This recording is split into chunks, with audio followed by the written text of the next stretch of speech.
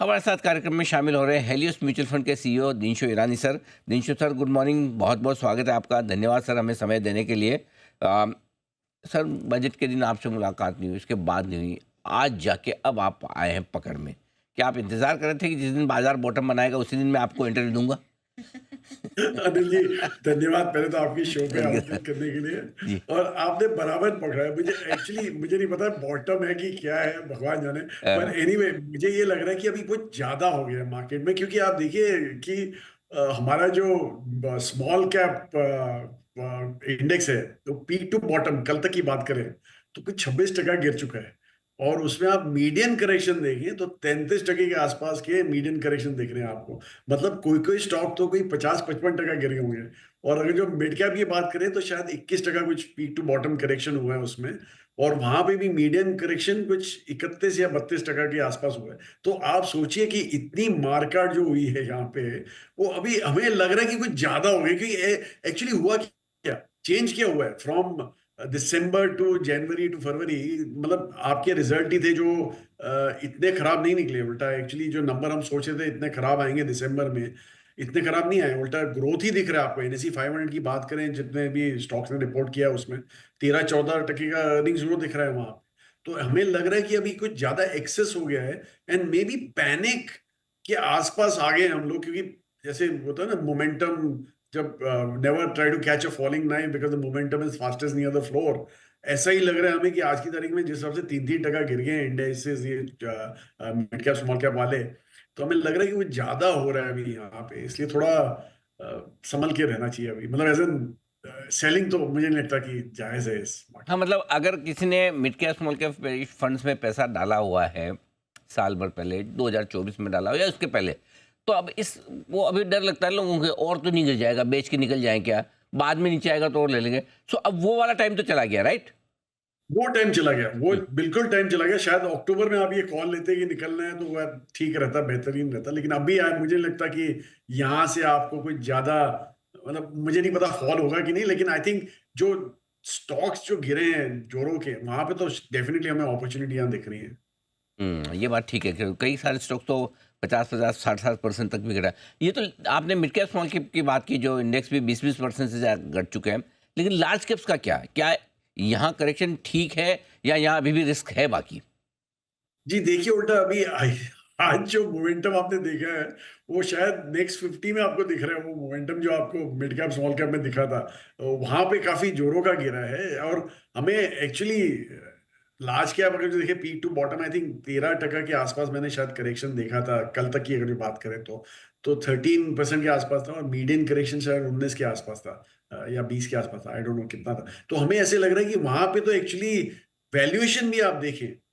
अब मैं एमएससीआई की बात करूंगा, एमएससीआई इंडिया की बात, तो एमएससीआई इंडिया का जो पीक प्रीमियम था टू एमएससीआई वर्ल्ड इंडेक्स, जहां पे 65% यूएस है जिसका वेट वर्ल्ड इंडेक्स में, वो पीक आई थिंक कुछ 25-26% प्रीमियम पहुंच गया था हमारा इन सितंबर 2024। और अगर जो अभी की बात करें तो वो प्रीमियम भी कुछ 4 या 5% रह गया है। तो आप सोचिए कि वो सारे लार्ज और मिड ही है वहां पे, तो मेनली कोई 134-34 पता नहीं कितने स्टॉक्स हैं, पर एनीवे सारे लार्ज, मोस्टली लार्ज है, और थोड़े बहुत मिड कैप है। तो ये जो हुआ है प्रीमियम का डिस्ट्रक्शन हमारा, मेनली इसलिए हुआ है क्योंकि यूएस काफी स्ट्रांग रहा है, और यूएस का वेट 65% रहा है। अगर जो इमर्जिंग एशिया की बात करें, आप एशिया पैक की बात करें जहाँ पे चाइना भी आ जाता है, तो हमारा प्रीमियम शायद कोई 10-1% गिर गया वहां से फ्रॉम पीक लेवल्स। लेकिन वो भी मुझे लग रहा है कि जस्टिफाइड नहीं है, बिकॉज चाइना की खुद के प्रॉब्लम है, ताइवान कोरिया में काफी सेलिंग हुई है। और बाय द वे, एक अगर जो सेलिंग की बात करें एफआई की, तो आई थिंक दिसंबर की जो एशिया पैक की सेलिंग थी एक्स चाइना की बात करें तो, कि चाइना में तो काफी मार्केट होता है, तो एक्स चाइना बात करें तो आई थिंक कुछ 10 या 11 करोड़ की सेलिंग थी। और इंडिया अकेले की 9 करोड़, सॉरी, 10-11 बिलियन डॉलर की सेलिंग थी। और इंडिया में अकेले 8-9 बिलियन की सेलिंग हुई थी दिसंबर में। तो मेनली इंडिया को ही मार पड़ी है। और मुझे लगता है वो बेसिकली एक पैनिक था करेंसी को लेके। वो आई थिंक वो अभी सबसाइड हो गया, क्योंकि पिछले 2 दिन से देखें तो करेंसी काफी हमारी स्टेबल रही है। तो मुझे लग रहा है कि यहाँ पे भी आपको थोड़ा संभलता हुआ नजर आएगा शायद। तो इसलिए हमें नहीं लगता कि यहाँ पे भी लार्ज कैप में आपको ज्यादा कुछ आई थिंक अभी के लिए तो मे बी मार्जिन कॉल हो रहे हैं, क्या हो रहे हैं पता नहीं, मिड कैप स्मॉल कैप में तो शायद इसलिए लार्ज कैप बेच के वहां पे मार्जिन मीट हो रहे हैं, आई डोंट नो, मैं तो स्पेकुलेट कर रहा हूँ, लेकिन मुझे तो ऐसा ही लग रहा है आज की तारीख में जिस हिसाब से हो रहा है। हाल तो बड़ा बुरा है। अच्छा सर, अब ये बताएं कि जो ये नया टेंशन शुरू हुआ है टेरिफ वॉर वाला, इसका कितना इम्पैक्ट आप हमारे बाजारों पर देखते हैं? जी देखिए, जो टैरिफ वॉर का अभी तो आज की तारीख में जो प्रोटेक्शन जो मेनली हुआ है हमारा टैरिफ को लेके, वो सारे ऑटो स्पेस में ही हुआ है।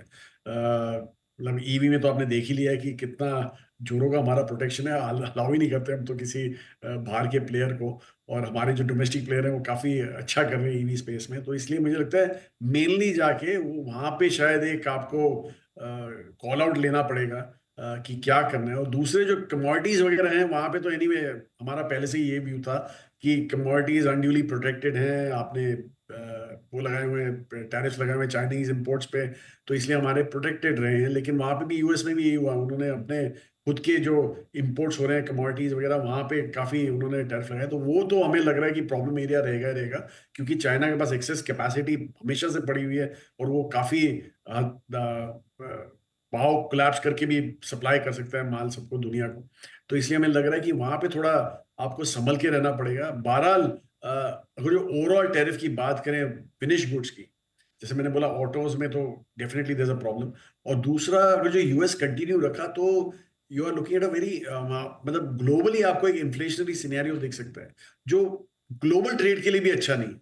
तो इसलिए मुझे लगता है वो यूएस भी रियलाइज करेगा at some point in time कि भैया ये इतना आप जोरों का नहीं कर सकते। मे बी जैसे उन्होंने कनाडा और उसके साथ किया था, मेक्सिको के साथ, एक नेगोशिएशन टेबल पे लाने के लिए उनके ऊपर टैरिफ लगाए थे, और जैसे ही नेगोशिएशन शुरू हो गए उन्होंने टैरिफ हटा दिए वहां से।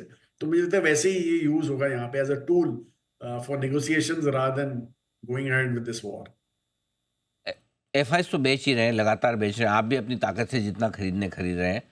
ये समझाएं सर कि क्या ऐसा सिग्नल मार्केट सबसे बड़ा देखेगा जिसकी वजह से ये लगे कि अब गिरावट रुक जाएगी, एफआईएस बेचना रोक देंगे या रिकवरी के आसार बनेंगे? कोई तो ऐसा एक ट्रिगर होगा ना कि इसको देख के हम समझें कि हाँ, अब जितना खराब होना था हो गया। वो कुछ है ऐसा दिमाग में कि ये चीज़ मैं देखूंगा? अनिल जी, एक्चुअली आपको पता है कि हमारा भी एक एफआई है, जो हमारा ऑफशोर फंड है वो भी जी। एफआई है। जी।